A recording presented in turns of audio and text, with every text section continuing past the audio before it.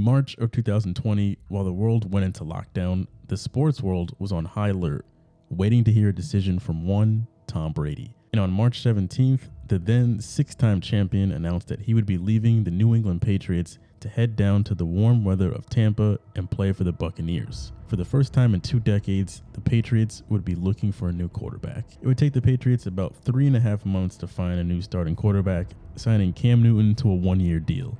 During that 2020-2021 season, it became quite evident that Newton was not working out well with the Patriots. The team would finish the season with a losing record and missed the playoffs for the first time in over a decade. They would draft Mac Jones out of Alabama with their first draft pick in 2021, hoping he would be the successor to Tom Brady. Throughout training camp, the Patriots decided Jones should take the starting quarterback job, cutting Cam Newton shortly after. The Patriots' future looked very bright, promising young quarterback, an array of new offensive players, and the NFL pivoting back to a quote-unquote normal season after the COVID year. And yet here we are just 3 years later, and Mac Jones appears to be on his way out of New England. So how did Mac Jones fail on the Patriots?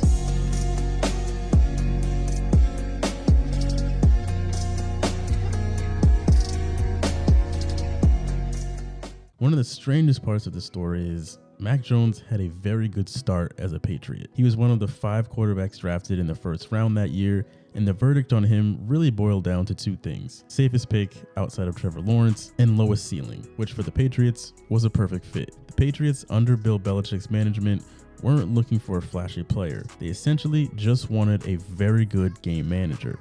They tried Cam Newton, who brought a veteran presence and whatever athleticism he had left in the tank, and since that didn't go well, they just wanted a quarterback that was going to fit their system. So Mac Jones, coming out of Alabama at the time, really seemed like a great fit for New England. For his rookie season, he had a great year. Mac Jones would throw for over 3,800 yards, 22 touchdowns, 13 interceptions, and a passer rating of 92.5. He'd even be selected for the Pro Bowl. Offensive coordinator Josh McDaniels had clearly found a new match with Jones, scoring 45 or more points 3 times that season. Amongst all his rookie QB peers, Mac Jones had the best season. New England would make the playoffs as a wildcard team, where they would get completely destroyed in the first round by the Buffalo Bills. As a Patriots fan, it was an embarrassment. However, I, along with many others in Pats Nation, had plenty of optimism for the future. But that optimism would quickly come to a halt once the offseason began. Josh McDaniels was leaving the team to take the head coaching job in Vegas,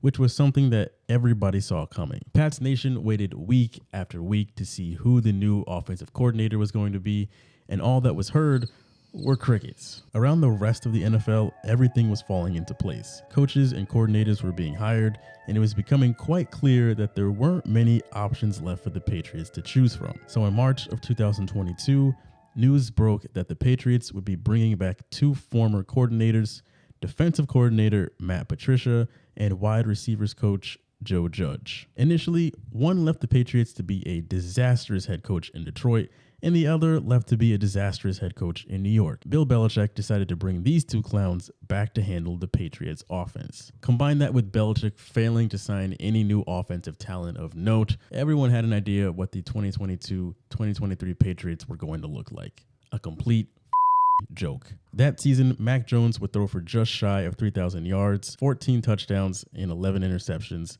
with a passer rating of 84.8. He was worse than he was the year prior, which would make sense. He didn't have a real offensive mind calling the plays anymore, and the roster didn't have much talent on offense anyway. There was also a bit of controversy at the QB position that year. Mac Jones would miss a couple games due to injury, and Bailey Zappi started in his place. When it was time for Jones to return, a lot of Pats fans thought that Zappi should retain the starting job because he looked like the better player. It also would help fulfill the New England prophecy of the backup taking over the starting job and keeping it, leading the team to a new dynasty. Going back a bit to the lack of offensive weapons, this was a huge detriment to Jones. Mac Jones needs a lot of offensive talent around him to succeed. If you go back and look at Alabama's roster while Mac Jones was there, those teams were stacked. And that's the case with really any QB. They need talented playmakers around them if they want to succeed. Even quarterbacks that can elevate the players around them they still need at least one star. Tom Brady was able to take Danny Amendola and help make him into a household name, but he did still have Gronk. Patrick Mahomes was able to win a Super Bowl by figuring out the most effective ways to get Juju Smith-Schuster the ball in the playoffs, but he still had Travis Kelce. Mac Jones went from a stacked Alabama offense that highlighted Devontae Smith, Jalen Waddle, and Najee Harris to a New England offense that was devoid of any real stars on offense, but did have an offensive genius calling the plays in Josh McDaniels. That switched to no offensive coordinator and still no real stars on offense. It makes complete sense as to why his play declined during his sophomore season. That season resulted with the Patriots finishing with a record of 8-9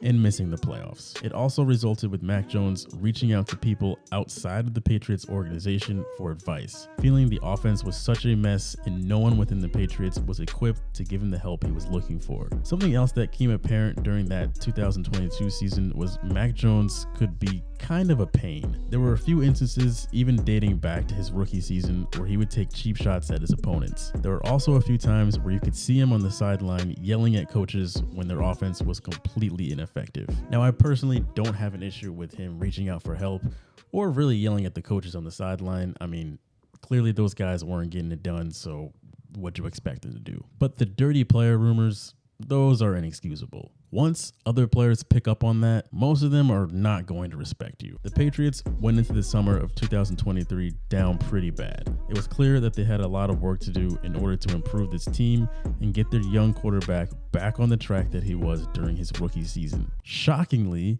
Matt Patricia and Joe Judge were not brought back for the next season. Bill Belichick would replace those two offensive masterminds with another former Patriots coordinator, Bill O'Brien. Bringing O'Brien back was a bit controversial amongst Patriots fans. When he was the offensive coordinator back in the day, he did a pretty good job. On the other hand, why can't the Pats sign a coordinator that has not ever coached for the Pats in the past? Regardless, the Patriots went into the 2023-2024 season with a bit of optimism. The offensive side of the roster looked mostly the same, but Mac Jones finally had a real offensive coordinator to work with, so if nothing else, his quarterback play should get back on track, right?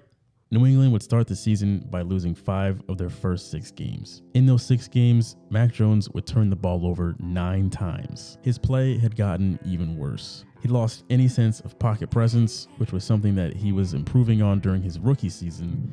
He had no idea where pressure was coming from and where it wasn't. His interceptions started to look atrocious. It wasn't just from trying to fit a ball into a tight window, but completely overlooking defenders. 2 really bad performances were weeks 4 and 5 against the Cowboys and Saints. Jones couldn't generate a single point against the Cowboys and only 3 against the Saints. By December, it was so bad that Mac Jones was benched. Bailey Zappi would start for the remainder of the season. It quickly became evident that Mac Jones was not the franchise quarterback of the Patriots. His final stats for the season were 2,120 yards, 10 touchdowns, 12 interceptions, and a passer rating of 77. In the end, Mac Jones failed in New England because he was drafted to a team that lacked enough talent to succeed on offense. If we look at the Chiefs this past season, they were lacking their usual array of offensive talent. That resulted in even the great Patrick Mahomes having a down year. Mac Jones probably will not remain a Patriot, which sounds strange to say out loud, but the Patriots currently hold the 3rd overall pick in the upcoming NFL draft, and they should use it to get a new quarterback. Bailey Zappi has already shown that he's a serviceable backup, so they would probably trade Jones to a different team. I really liked Mac Jones. I thought he would work out in New England.